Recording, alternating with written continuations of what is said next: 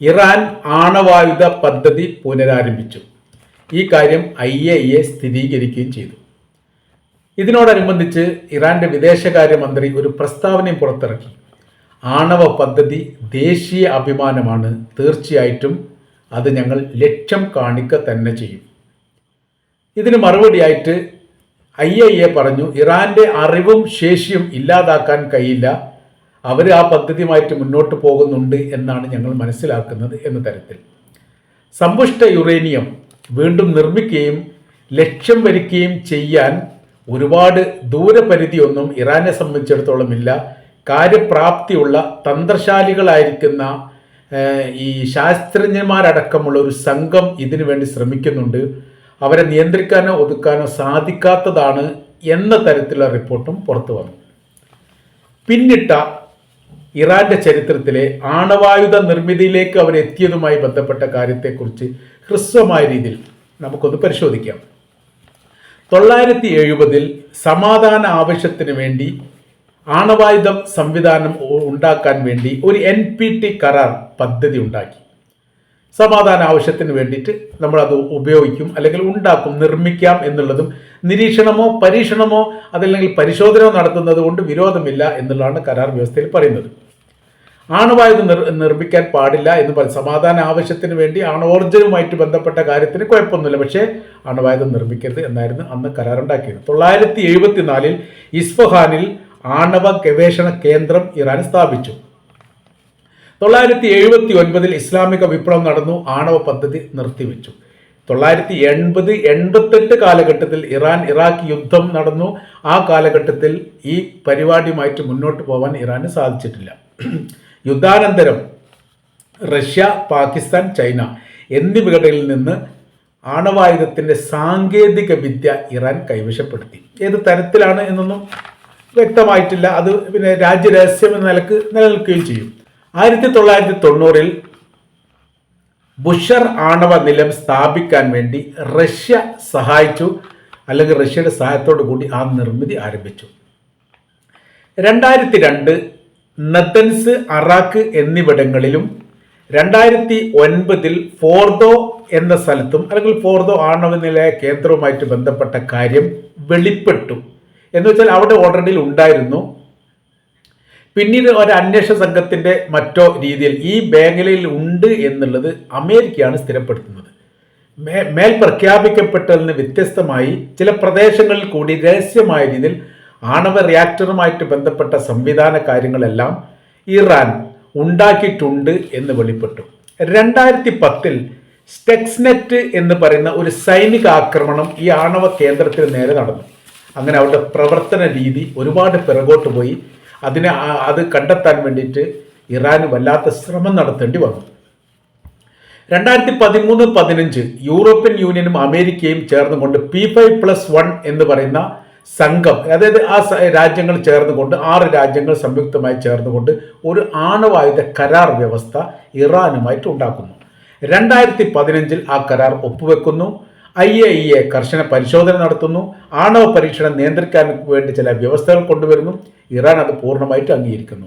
2018 Donald Trump അമേരിക്കയുടെ president ആയിരിക്കുന്നത്, ഇപ്പോഴത്തെ ട്രംപ് 2018 പ്രസിഡന്റ് ആയിരുന്ന സമയത്ത് JCPOയിൽ നിന്ന് അദ്ദേഹം പിന്മാറിയതോടുകൂടി അത് ഇറാന് ഒരു ഉത്സവ കാലമായിരുന്നു എന്ന് പറയപ്പെടുന്നു. പിന്നീട് സ്വതന്ത്രമായ രീതിയിൽ ആണവ പ്രവർത്തനം ആരംഭിച്ചു. നിയന്ത്രിക്കാനൊന്നുമില്ല. കരാർ വ്യവസ്ഥയിൽ നിന്ന് അമേരിക്കയാണ് പ്രധാനമായിരിക്കുന്ന കരാർ വ്യവസ്ഥയുടെ കക്ഷി.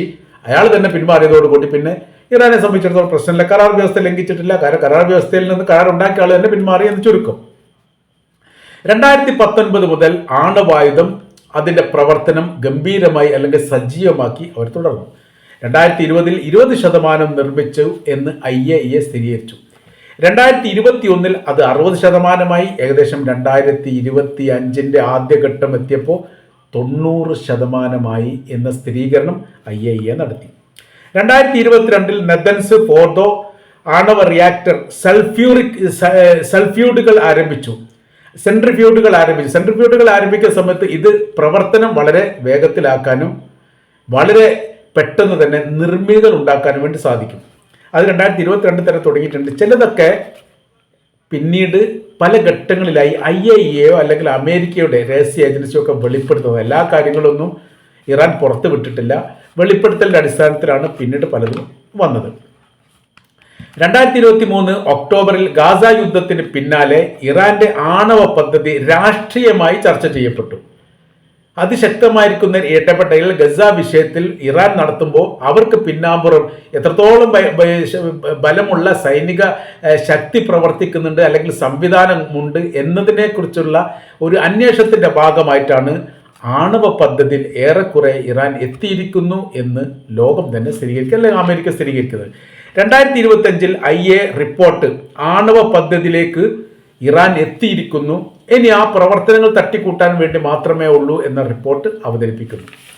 അതിനുശേഷം പിന്നീടും ഇറാൻ എന്ത് ചെയ്യുന്നുണ്ട്? രഹസ്യമായിരിക്കുന്ന പ്രവർത്തനം നടത്തി. ജൂൺ 13 മുതൽ 25 വരെയാണ് ഇസ്രായേലും ഇറാനും തമ്മിൽ യുദ്ധമുണ്ടാകുന്നത്. അതിന്റെ ഏതാനും ദിവസം മുമ്പ്, അതായത് ജൂൺ മാസം 11 വരെ 5 ഘട്ട ആണവായുധവുമായിട്ട് ബന്ധപ്പെട്ട അല്ലെങ്കിൽ നിർമ്മിതിയുമായിട്ട് ബന്ധപ്പെട്ട ചർച്ച അമേരിക്കയും ഇറാനും തമ്മിൽ നേരിട്ട് മധ്യസ്ഥരായിരിക്കുന്ന ഒമാൻ മുഖാന്തരം നടത്തി. 5 വട്ട ചർച്ച.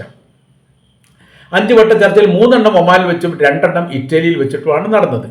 6ാം ഘട്ട ചർച്ച തീരുമാനിച്ചത് ജൂൺ മാസം 11 ജൂൺ മാസം 15 15 തീരുമാനിക്കുന്നത്. ഈ ചർച്ചയോടുകൂടി ഏറെക്കുറെ കരാർ വ്യവസ്ഥ പൂർണ്ണമാകും എന്നുള്ളത് അറിയാമായിരുന്നു. ആ കരാർ വ്യവസ്ഥ പൂർണ്ണമാകുന്നതിന് മുമ്പ് തന്നെ ഉണ്ടാക്കപ്പെട്ട ആണവോർജം അല്ലെങ്കിൽ നിർമ്മിച്ചു എന്ന് സംശയിക്കുന്ന ആണവോർജം രാജ്യത്തിൽ നിന്ന് മാറ്റാൻ സാധ്യതയുണ്ട് എന്ന് മനസ്സിലാക്കിയ ഇസ്രായേൽ ജൂൺ മാസം 13 അമേരിക്കയുടെ അനുവാദത്തോടു കൂടി രഹസ്യമായ രീതിയിൽ ഇറാനെ ആക്രമിക്കുന്നു. ഇറാൻ ആക്രമിച്ചു എന്ന് മാത്രമല്ല, വലിയ രീതിയിലുള്ള നാശനഷ്ടങ്ങൾ ഉണ്ടാകുന്നു. തുടർന്ന് ആ യുദ്ധം 12 ദിവസം നീണ്ടുന്നു, 13 മുതൽ 25 വരെ. 24ാമത്തെ ദിവസമാണ് ഇറാൻ അമേരിക്കയുടെ സൈനിക താവളത്തെ ആക്രമിക്കുന്നത്. പിന്നീട് അത് വെടിനിർത്തലുമായിട്ട് ബന്ധപ്പെട്ട വിഷയത്തിൽ അത് അവസാനിച്ചു. അതിനുശേഷം ഒരു 2-3 ദിവസത്തെ ഇടവേളയ്ക്ക് ശേഷം അമേരിക്ക ഇറാനോട് ഒമാൻ മുഖാന്തരം ചില നിർദ്ദേശങ്ങൾ വെച്ചു. നമ്മൾ വീണ്ടും ആണവ കരാർ വ്യവസ്ഥ ഉണ്ടാക്കാൻ സഹകരിക്കണം എന്നുള്ളതാണ് പറഞ്ഞത്. അത് ഇറാൻ പറഞ്ഞ മറുപടി, ആണവ കേന്ദ്രത്തിന് നേരെ, ഈ പറയപ്പെട്ട നത്തൻസ് അടക്കമുള്ള ആണവ കേന്ദ്രത്തിന് നേരെ ശക്തമായിരിക്കുന്ന ആക്രമണം അമേരിക്കയും ഇസ്രായേലും നടത്തിയ സമയത്ത് മിണ്ടാതിരുന്ന് മൗനം പാലിച്ച വിഭാഗമാണ് ഈ അന്വേഷണ കമ്മീഷനായിരിക്കുന്ന IAEA എന്ന് പറയുന്നത്, ഇന്റർനാഷണൽ അറ്റോമിക് എനർജി ഏജൻസി. അവരുമായിട്ട് ഞങ്ങൾ ഇനി ഒരിക്കലും സഹകരിക്കുകയില്ല. ഇത്ര വിഷയം ഉണ്ടായ സമയത്ത് അപലപിക്കുക പോലും ചെയ്തിട്ടില്ല. ആ വിഭാഗവുമായിട്ട് ഇനി നമ്മൾ സഹകരിച്ച് നീങ്ങുക എന്ന് പറയുന്ന വലിയ പ്രയാസമാണ്. അതുകൊണ്ട് ആ കരാർ വ്യവസ്ഥ അപ്പാട് ഞങ്ങൾ റദ്ദാക്കുന്നു, രാജ്യം വിട്ടു പോകണമെന്ന് IAEA ഉദ്യോഗസ്ഥന്മാരോട് ഇറാൻ ആവശ്യപ്പെടുന്നു. ഗത്യന്തരമില്ലാതെ ഇറാൻ വിട്ട് അവർക്ക് പോകേണ്ടി വരുന്നു.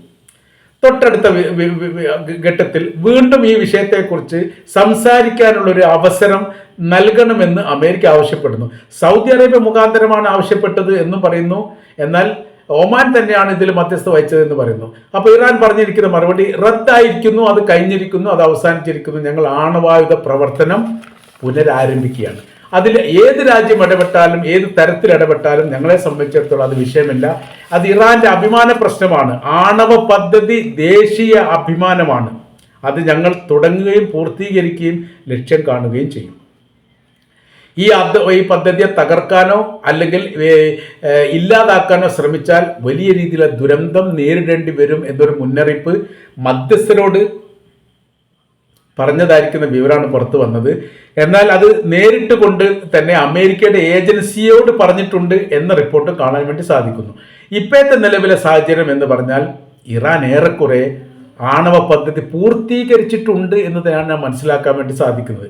അങ്ങനെ അതുമായി ബന്ധപ്പെട്ട് വലിയ മുന്നേറ്റം, കാര്യം എന്ന് പറഞ്ഞാൽ ഇപ്പോൾ ഇറാൻ ആലോചിക്കുന്നതും പ്രവർത്തിക്കുന്നതും എല്ലാം സാമൂഹ്യപരമായിരിക്കുന്ന രാജ്യത്തിനകത്തുണ്ടാകുന്ന സാമൂഹ്യ വിഷയങ്ങളുടെ വികസനവുമായിട്ട് ബന്ധപ്പെട്ട റോഡ് ഗതാഗതം വിദ്യാഭ്യാസമായിട്ട് ബന്ധപ്പെട്ട കാര്യത്തെക്കുറിച്ചല്ല.